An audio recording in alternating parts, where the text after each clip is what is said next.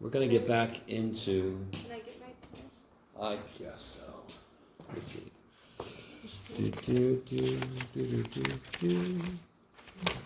Sahar? Sarah? You want yours? Yeah. How did I manage that? It's neat. I got your face. Okay. That a 50-50 shot. Anybody else not get their test back yet? Okay. Yeah, it's weird. Okay. You guys doing all right? It's that time of the semester. It's like the seventh inning. It's like, you're like, oh. Okay. All right. So, we left off with setting up what confidence intervals are, the concept of them. I like that you guys are doing this because I don't think we got too deep. The formula is pretty straightforward. So if somebody help me remember the formula for the confidence interval for a mean, for a population mean, when we know the standard deviation of the population. Is that the sample x plus or minus z? Times Standard deviation of the sample. Okay. Nice. So let me write it up here. I thought I brought some paper with me, but maybe not. More paper? Yes, I do. Oh, wait a minute. What's this?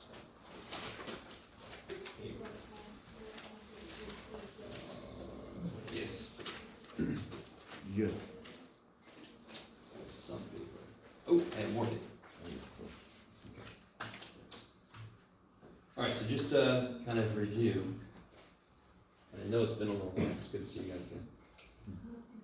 It's good to be out of the house. Which part of the formula determines the confidence percentage? So real quick, we'll just remind you guys the general broad strokes of how we develop this. This formula should look, become better.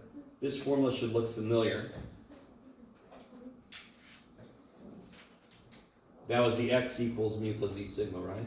So we use this as kind of like a skeleton that we built off of. If I don't know mu, the next best thing I got is x bar. That would have come from a sample, which means this should have to change to be this. And if I go up and down so many of these that I catch so much, and I'm that confident that I caught the real mean. Now there's more to it than that, and we went over it all last time. So whenever I take a sample mean, so you guys agree with me that if I ran across a species of spider out in the wilderness, I always think about arachnophobia for some reason, but ran into a species of spider that nobody's ever seen before. Does there exist an average, like, leg length of this spider? Yeah. It exists. Everybody agree with me? Agree? An average leg length for the spider exists. So if I take samples of size whatever, and I get a sample mean, I would put a lot of money that it's not going to be the same as the population mean. Is everybody with what I just said? If I take a sample, variability is going to make that sample mean different from the population mean. It just almost definitely will be. So if I build an interval around this, I have a chance to catch the real mean. I can control that chance by controlling this, because that'll tell me how far out my confidence interval goes. So even though what I'm about to say isn't exactly what's happening, it doesn't matter, because it's a great way to remember what's going on. If I want to be 90% confident that I want to catch 90% of the data, so I go far enough out so I catch 90% of the data, then I am 90% confident I caught a specific data point. And what is it we're trying to catch? The real mean. So again, I don't like fish. I don't like to eat fish, but there's a lake. There's a specific fish. His name is Henry. It's been in there for years. Nobody's been able to catch the dude. So if I want to catch him, if I want to be 90% confident that I catch Henry, I throw out a net big enough to catch 90% of the fish. Then there's only a 10% chance he escapes, right? You say catch the mean, you mean the population? Yeah, population, exactly. So what is the purpose of a confidence interval? It's supposed to give me an idea of how far to go out so that I catch the real mean. So it kind of gives me an idea of how certain I am about what I saw. It's trying to catch the real mean. So if I'm less certain, if I take a smaller sample, my interval's going to get bigger to compensate. You guys kind of with me? So if I know Henry only swims around here, I can throw out a smaller thing. If I'm less certain about where he swims, I've got to throw out a bigger net, correct? Yep. So then analogy is almost too perfect, so that's why I always go back to it. Okay, maybe. Yes? For confidence intervals outside of the three easy ones listed on our chart, we would have to do the z-score formula. Yeah, we're going to do an example today. Do a subtraction, find that, plug it into this one. Yes, so where does this come from? Because all z-scores are positive, so we would subtract from each other to get the Yeah, the plus or minus is built in and go down and up. If I wanted to be 90% confident, if I wanted to create a 90% confidence interval, does anyone have a shortcut way that I bring z-score charts? Does anyone have a shortcut way to get the z-score I would need? Yep. 1.645. Yeah, what shortcut way is there? Bottom right of the z-score. I love it. Oh, let me do this. You guys. So on the bottom right-hand side of the positive side? Blue zone. Positive side? Thank you. Thought for sure I had something. So down here, there's what I call the little baby chart. It is the confidence level, which is different from what this tells me, right? Is this a confidence interval? What should a confidence interval look like? Chopped right down the center, yes? Chopped around the center, I should say. You with me? So it's centered around the mean, yes? This is not that. This goes further. So this is a shortcut if you happen to be lucky enough to have an interval one of these. So for 90% confident, I would make Z 1.645. What that means is, if I go 1.645 steps, standard deviations, up and down from the mean, I will catch 90% of the data. Up and down from the sample mean. In this case, from the sample mean, yes. Now, again, I talked last time about, and I don't, okay, so just briefly, we're not building confidence intervals around the actual mean, we're building around the sample mean. But if I did build a confidence interval around the mean, there would be a 95% chance that this is in there. So if I think backwards, if I build an interval around this, there's a 95% chance that this is in there. They're kind of symmetric, the two situations.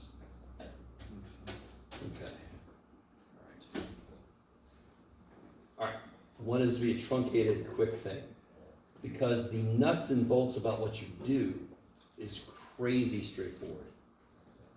So let's see if what I just said is true. Before I do that, help me out. This formula here, what did we call this piece of it? The airbound.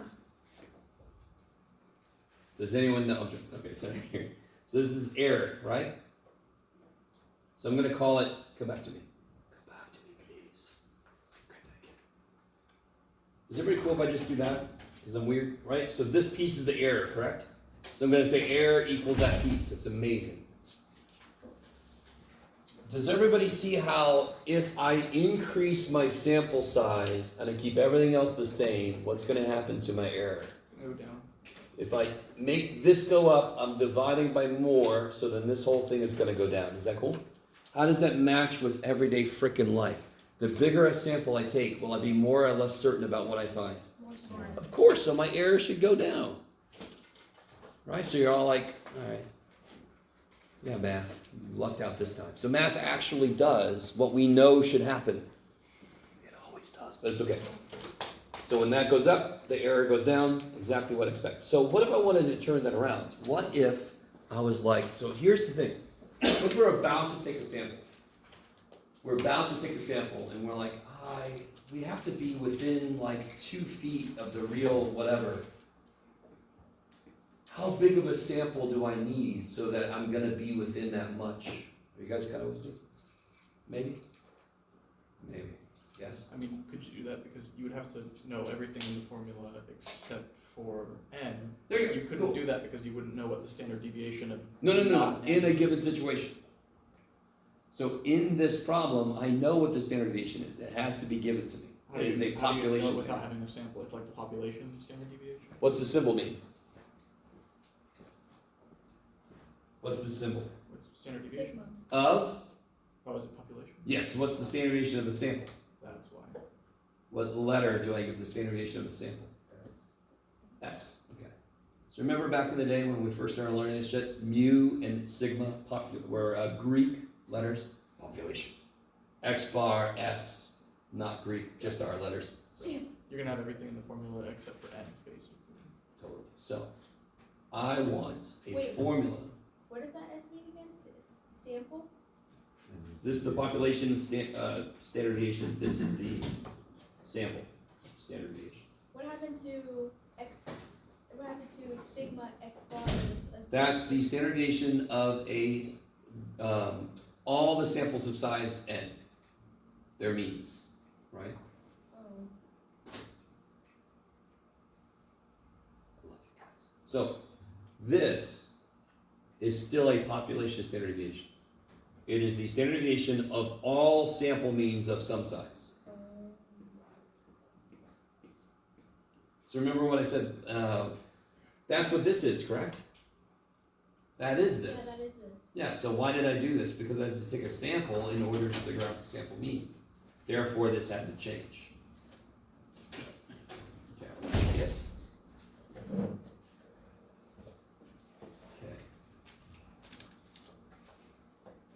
Okay. Bless you. Bless you. So given all the information, we just solve for n. All Or right, we so can now, do- no. Here's what we're gonna do. I'm not sure what happened. You guys are all freaking out, but there's nothing going on here. I'm gonna be given everything. I just wanna figure out what n is. So let's figure out what n is now, so I don't have to do it 80 times. Each time I get a question. I wanna figure out what n is now. How do I solve this crazy ass thing for n? There's two things bad about the variable we're trying to solve for. It's in the denominator. It's in the bottom, and what's another bad thing? It's under square root. It's in a square root. Shit. So let's take care of the fact that it's on the bottom first. Let me see if you guys are cool with this. There's at least one nifty little thing from algebra. What is 10 divided by 2? 5, Holy shit. What is 10 divided by 5? 2. Holy shit. Do you see how these just change places? Do you see how they just change places? Something divided by one chunk of it is the other chunk of it. That's all it is. So watch this. I can just switch the places of these. If I multiply square root of n, doesn't that come up here? If I divide by e, doesn't it go down there? So let me just switch the damn places, right? Same thing as 10 equals, 10 divided by 5 equals 2, the same thing, yeah? And then what do I do? How do I kill the square root? Good. So we get n equals z sigma over e squared.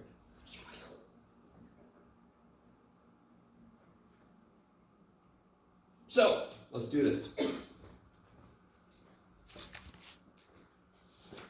In an interest to soften the hard edges of mathematics, we have a pink dolphin. Okay. Oh, he's ugly. Huh? He's doing what he can. I feel bad. Albino dolphins are kind of rare. No, it's not. It's a It's pink. Amazon river dolphin. They're also called pink dolphins because we're very creative when we name things. It's pink. And it's ugly. Do you agree or do you disagree? It's being mean to animals. I think it's just doing They're blind too. Oh my god, look at this. Oh, I feel bad now. I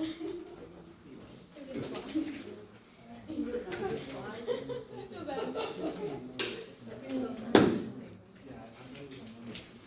Look at that forehead.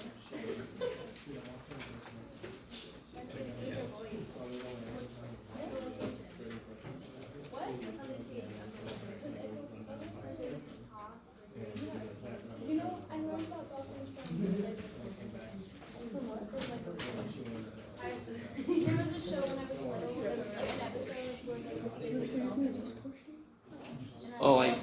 don't think I brought any with me.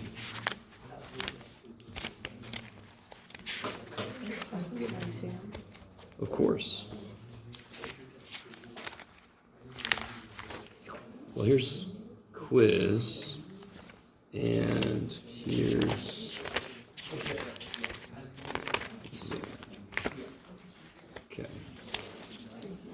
If you don't have a z-score chart, just find somebody near you that has one. That's a nice person. So do as much of this as you can. I'm going to pass out right here. Now I'm going to pass out some stuff that I have.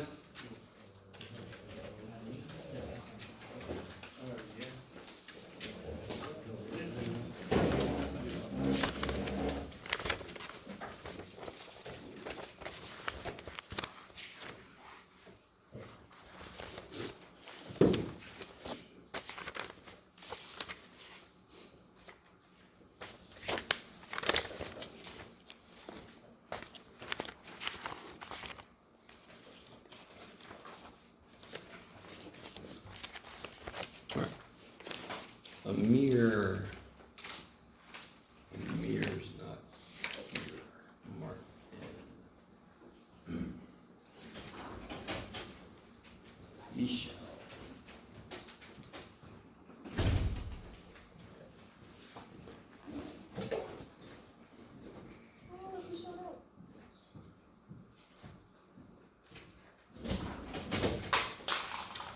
Stefan.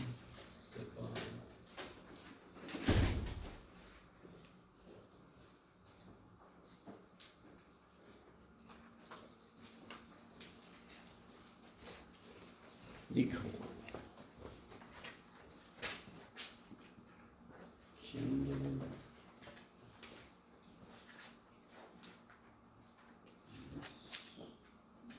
Maynami. Oh.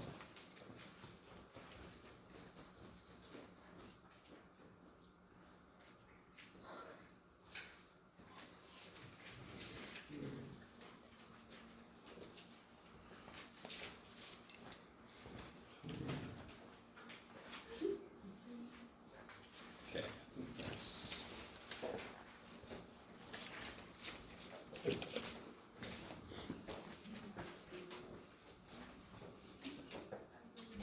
I've got calculators, by the way, if you need to borrow one.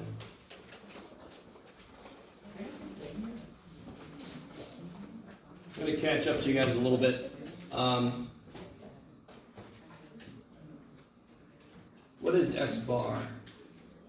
92.6. 92.6, I like it. What is sigma? 4.11. What's n? 37. 37. Okay, so those are all things that they have to give you. Okay. Why is it okay for us to use z-scores? Or above 30 for the same. Yeah, n is greater than 30. What theorem is that? It's not the end of the world if you don't remember. What do you mean theorem? The theorem is. N greater than 30 comes from what theorem? Theorem? The theorem that relates to the distribution of samples. Chicken, lettuce, tomato. No, central limit theorem, CLT. And again, it's not the end of the world if you don't remember the name of it, but do you remember the name of it now? Central limit theorem? No, we just said it, but do you remember? That's the one that says, as your sample gets bigger, it becomes more normal. Your standard deviation becomes sigma divided by square root of n, all that kind of business, right? So why is it okay to use z-scores? Because n is big enough. Now, I was evil here. Can I use the little baby chart to find my confidence, my z-score for my confidence interval? No. No. So evil. If you haven't yet, could you draw the 97%? Oh, what's up? May we have one more? I guess.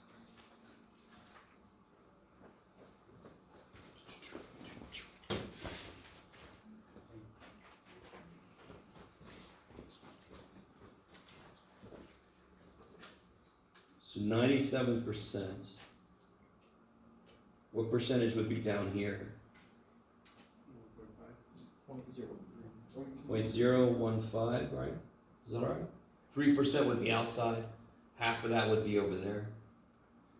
if you look up 0.015 in your z-score chart, what do you find? Negative 2.17. There's you. Oh no. Say again, sorry. Negative 2.17. 2.17? Yeah. Sounds about right. Okay, everybody is concurring. And then there's a positive 2.17, which is why there's a plus or minus in the formula. I just want to go up and down. So when I ask you to construct a confidence interval, you're going to use a formula that has plus or minus in it, but that's what makes the interval, the down and the up, the minimum and the maximum. There's going to be 3 of these formulas by the time we're done with chapter 8. There's going to be 3 formulas that look like this. That look exactly like that? No, because that would be silly. They're going to look very similar to this. The exact same structure. Okay, so we'll see what the hell that means. So my z is 2.17. I don't care about the negative or the positive. Don't confuse yourself. All that matters is the number. The plus and minus is built in. Yes? The z-score always relates to the confidence. Confidence, yes. Okay. Because if I want to be more confident, I want to go further out. And what does the z-score tell me? The number of standard. Number of standard deviations From the mean. from the mean. So if I go further out, my z-score changes. It gets bigger positive, bigger negative. That's why there's a direct connection between z-score and how confident you end up being. Which is what the whole z-score chart's about, the connection between z-score and area. Yeah. Wait, why is it 2.17? Because I looked up the area for 0.97 and I got a z-score of No, that's not 1.88. But does that match this picture? So if you look up 0.97, you're looking up. Oh, look at that. I knew I had one. It's right there. You're looking at this. Yeah, and once I find that, I subtract the z-score from the other z-score to find the confidence interval, right? This z-score. Okay. Stay with me, guys. This is the correct picture for a confidence interval. Yes? Yeah. This z-score will be further down than the right z-score is going to be. This z-score will be further that way than the correct z-score is going to be. No, I know that. Find the first one and then I can subtract the other side of it to get the interval, right? If I want 97% confidence, how much is actually below this one? 0.985. I think I don't know what it is. So I want to go up and down so much to catch 97% of the data. So I have to catch the middle 97% of the data. So that's why I can't just look up 0.97 in here. Because that would be this picture, not this picture. Okay. So let's double check. 0.97, I'm sorry, 0.015. Yeah, that was this one, yeah. That's perfect. And then you get 2.17, yeah. Did you get 2.17? What do you get? 2.17, yes, cool. I think we did that one last time. Give me a break. I got Really? horrible eyes. I got 1 That's and where a you're quarter blind. eyes. You're blind, Norman. Yes. I'm one of these guys. Okay. So now I've got everything I need. So normally, a normal kind of problem is going to give you X bar, sigma, and you have to look up z-score based on how confident they say you want to be. Now you just chuck everything into the formula and go for it. So let's see. Formula. What do I put in the formula here? What goes here? 92.6. 92.6, give or take. 2.17.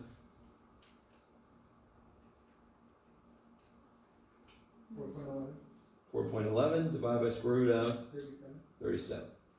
So I would highly suggest you figure out that first.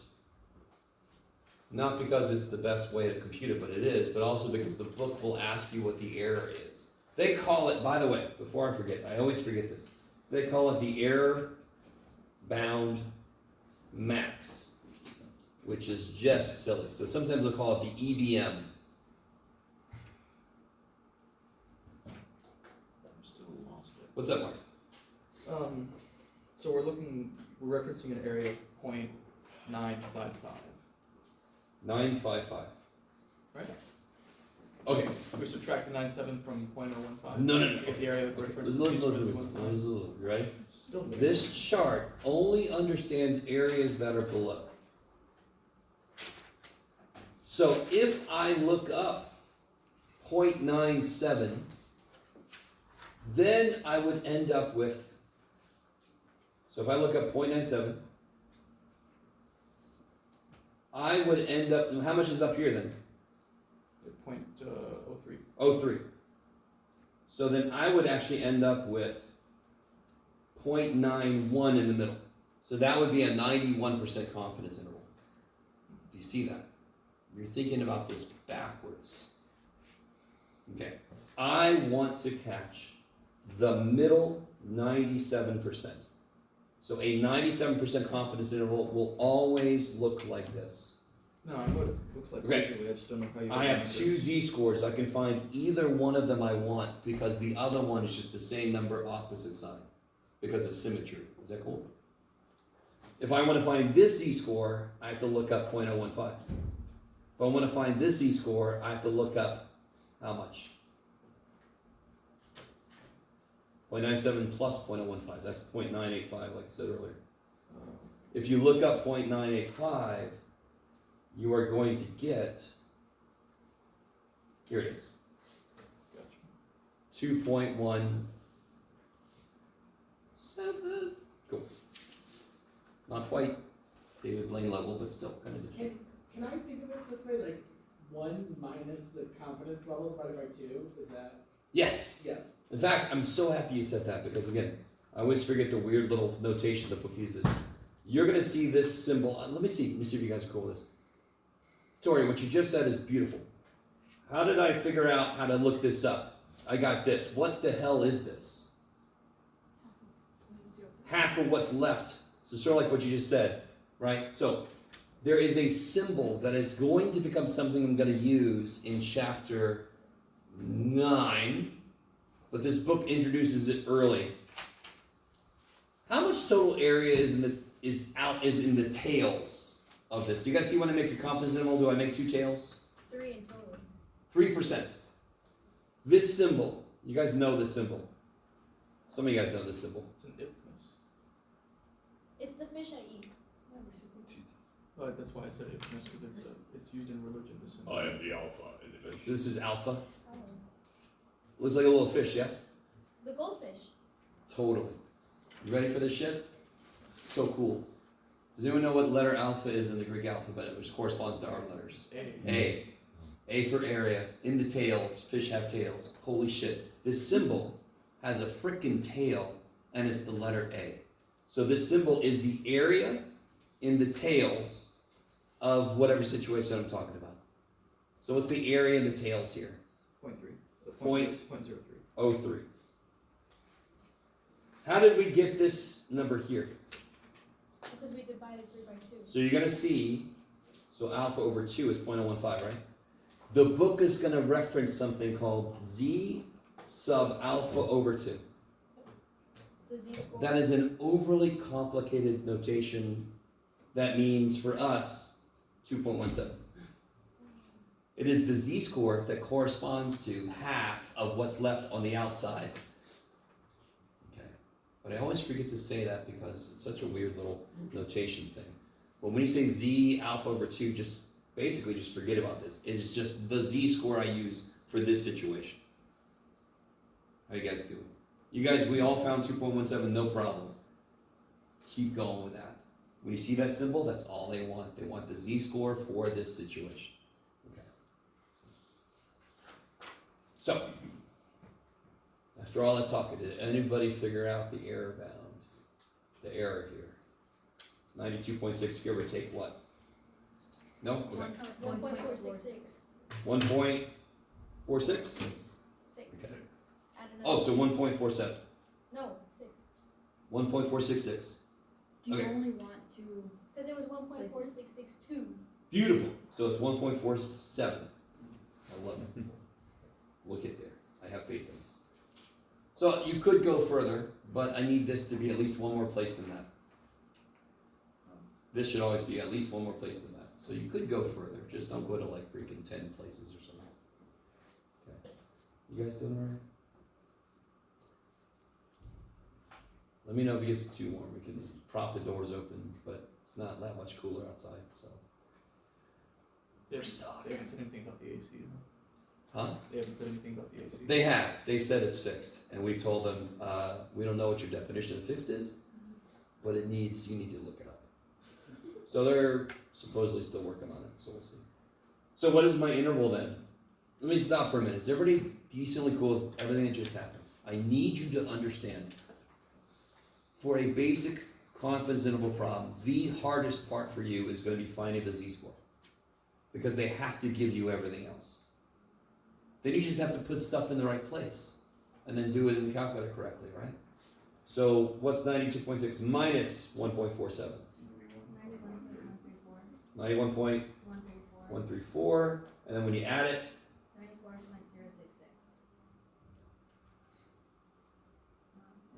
or 0.7. I see. You went out to 3 places. You're fine. Okay. So I think last time I got to the point where I showed you the most exciting part of these problems. Because you're like, the math is nice, Jeff. Not very exciting. So make us write a long statement. Yes? How many decimal places do you want? You want 3 for the final? So I would have put 91.13 and 94.07. So if you went out a little further in your decimal places, you could use this. That's fine. Okay. Does anyone remember what to put here? We are 97%. We are fine. Yeah, we are 97% confident. I stopped there. That's pretty good. Okay. That's the next word. The interval, good Lord, and a half. It's a combination of things. I can't write and I can't spell. I love it. That the interval, 91.13 inches to 94.07 inches. Basically what we're saying is I'm this confident that the interval I've created contains the real population mean. So 97% confident that the interval this to this contains the true mean length of Amazon River dolphins.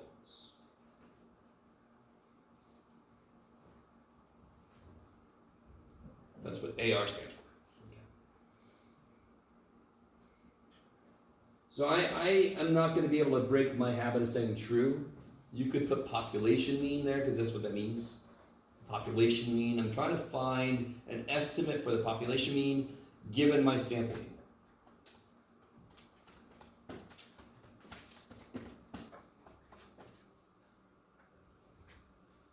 So if I find a group of 37 Amazon River dolphins that have a mean length of 95, according to this study, that would be unusual.